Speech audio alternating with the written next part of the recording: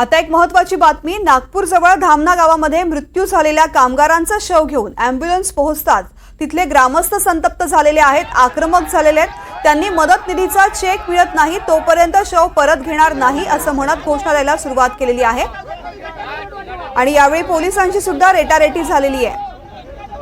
संजय तिवारी माझे सहकारी आपल्या सोबत आहेत। संजय, नेमकं या ठिकाणी काय घडतंय, ग्रामस्थांची काय मागणी आहे? तृप्ती, ग्रामस्थ कालच्या घटनेनंतर ज्या पद्धतीनं मालक तिथे नव्हते, मॅनेजर सोडून गेले होते, कसल्याही सुविधा नव्हत्या, त्यामुळे संतप्त होते आणि त्यांनी मागणी केली होती की आम्हाला किमान 50 लाख रुपयांचा चेक मालकांकडून मिळायला पाहिजे प्रत्येक मृताच्या कुटुंबियासाठी।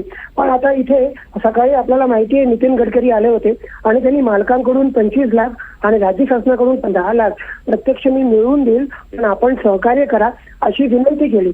आणि त्यानंतर माजी गृहमंत्री अनिल देशमुख आणि विरोधी पक्षनेते विजय वडेट्टीवार, काँग्रेस नेते सुनील केदार हे सगळे आले आणि त्यांच्याशी गावकऱ्यांनी बोलताना परत आपली मागणी रेटून धरली की आम्हाला 50 लाखांचा चेक हवा, तोपर्यंत आम्ही शवांना हात लावू देणार नाही।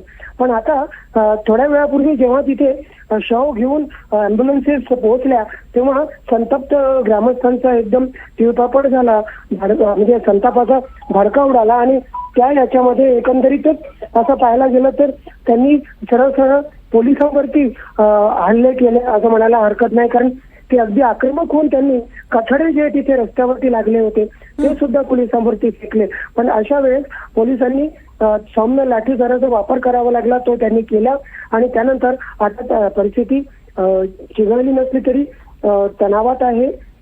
लोक अजूनही आंदोलन करतायत। लोक हे ऐकायला तयार नाही आहेत की आम्ही चेक घेतल्या नंतर आम्हाला चेक मिळेल, पण आधी शवांना अंत्यसंस्कार करू द्या अशी जी प्रशासनाची मागणी आहे ती मागणी लोक काही अजूनही ऐकायला तयार नाही आहेत। निश्चित संजय, धन्यवाद संपूर्ण माहितीसाठी।